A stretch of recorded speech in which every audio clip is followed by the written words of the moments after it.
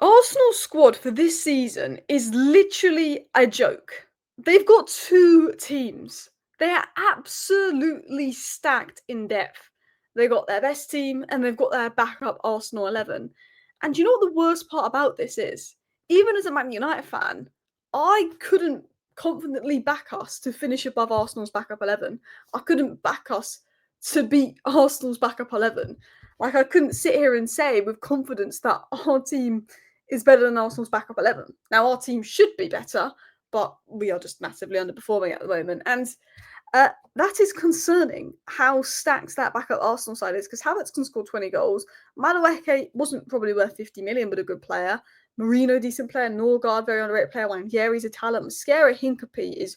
They start for 99%. Well, Hincapie would start for 99% of teams, and Mascara would start for most teams in the league.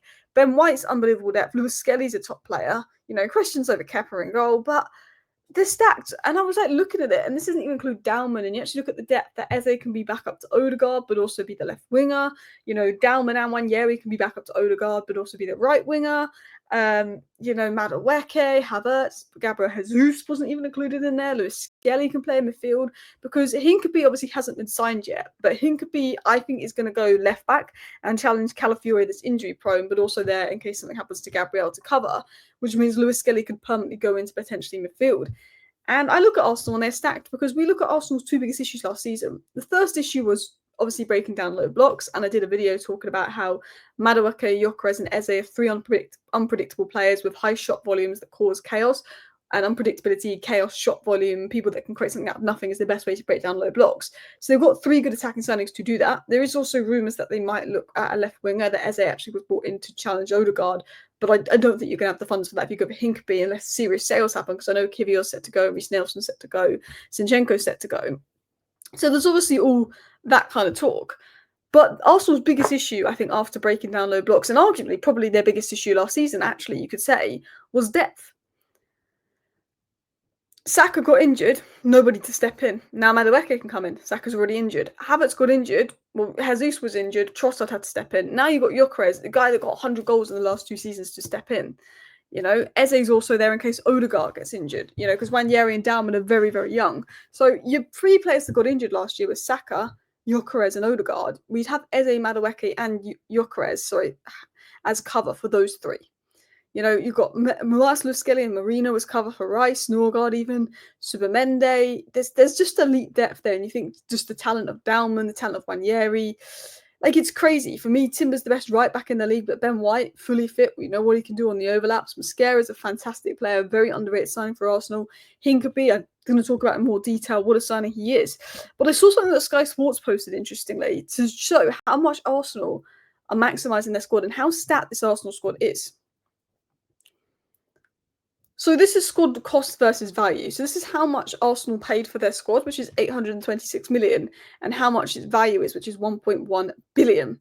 To put that in perspective, my club is absolutely right at the bottom, with 1.1 billion squad cost valued at 769 million, which isn't a good look. But that's showing, you know, that Arsenal have spent wisely. Like, Arteta has spent a lot of money, and for the money Arteta has spent, you'd want him to have more than that one FA Cup he got in his first season. He's not won anything in 5 years.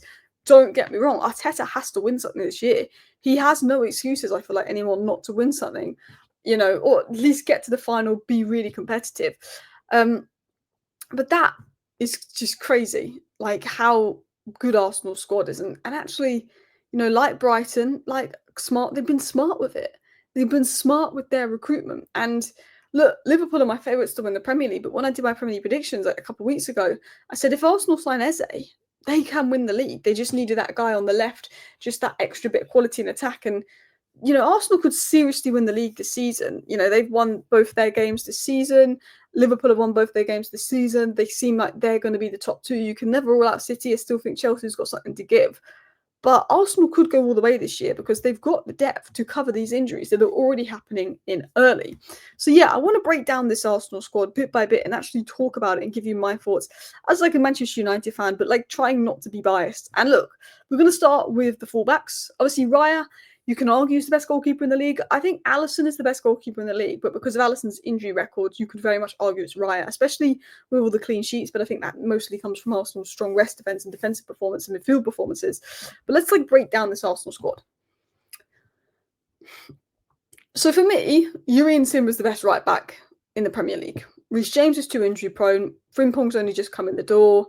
I think Nunes, Man City didn't really have a right back. I think Dalot was all right in the back four. Mazraoui is very good, but he's not playing right back under Amorim. He's playing centre back. I look at the right backs. Porro's second best, maybe. Porro's probably the best, maybe going forward now. Timber's probably the best defensively, but you can argue Timber's probably the best right back in the Premier League. Obviously, a phenomenal game versus Leeds, but he's so defensively secure. I wanted Manchester United to sign him. Very good player, very comfortable on the ball, very comfortable playing out. Calafiore, look, this guy's a baller. He had issues last season because he couldn't stay fit. But a fully fit Calafiore will have a good season. Marino maybe had a better season than Calafiore last year, but out of the two, Calafiore is far likely to be the better signing. If he stays fit, there's a phenomenal player there. You've got Ben White, who we know what he can do. I think him, Odegaard, and Saka had really good moments. Not last season, but the season before. He had all those injuries. Very good on the overlap.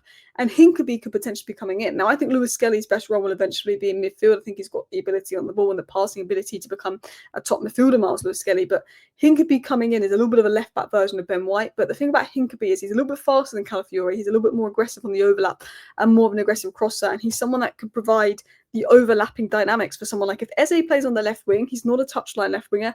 He would probably, to get the best out of Eze, you'd probably want an overlapping left back.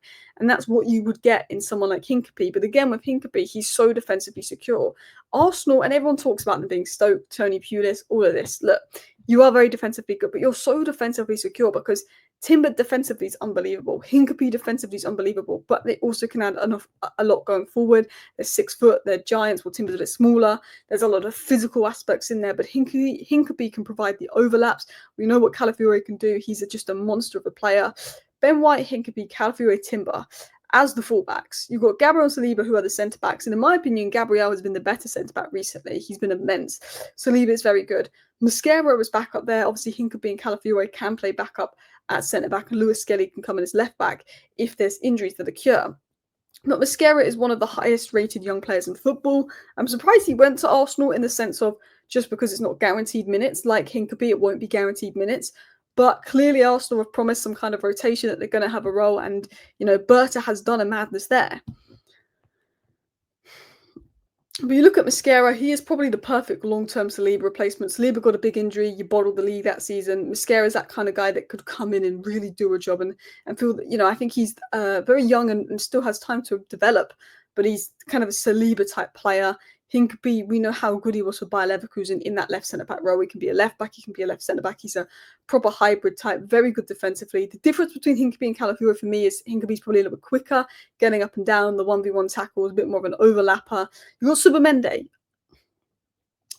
Now, if we're looking at DM, there's Subamende and Norgard. Now, Subamende and Rice can play there. Subamende has looked rusty in his opening 2 games. I think he just looked a little bit off the tempo. I think he's just got to adapt to the tempo of the Premier League. But there's no doubt in my mind that Subamende is going to be an elite level signing for Arsenal. I think he's going to fit in perfectly. You've got Norgard with the Premier League experience that can come in there. That's very good rotation and depth. You've got Declan Rice. I always preferred Declan Rice deeper, but Arteta clearly prefers him further up. And obviously he's getting the goal contributions. And I have to say, Declan Rice's set-piece delivery is insane. Declan Rice's corner delivery. We talk about Arsenal scoring corners, but the delivery from Declan Rice, they're always incredible. So you've got Declan Rice, you've got Subamende. There's obviously Odegaard in that midfield three, but there's Norgard to cover. There's Lewis Skelly to cover. There's Marino to cover. There's very good depth there. And then you look at sort of Odegaard. Well, Eze can cover that. Eze can cover that. Martinelli could play on the left. There is even talk of Arsenal wanting a left winger, but that could be a next season thing. And the difference with Eze is Odegaard takes a lot of touches and can slow the game down, and he keeps the ball well, Odegaard. But he's, sometimes I think he can be wasteful, and opportunities for Arsenal could attack quicker and be faster, especially when you struggle to break down low blocks. But Eze, if he was going to play as a 10, would move the ball a lot quicker, would be a lot more direct, would play that pass quicker, would take less touches. So it's not only about having depth, but it's having different dynamics. Ben White offers a very different dynamic to Timber. Miles Lewis Skelly offers a different dynamic to a Declan Rice. Eze offers a different dynamic to Odegaard. And I think the best area you have, weirdly, for depth now is striker, because you've got Gyokeres and Havertz, both capable of being 20-goal season strikers. but both of them offer such different dynamics. Gyokeres is someone that's got to run the channels, and the one time you played it quick in the channel to Gyokeres versus Leeds, he scored a phenomenal goal. Arsenal are going to have to adapt to Gyokeres and play to Gyokeres' strengths to really get the best out of him. It'll be interesting to see if Arsenal do that.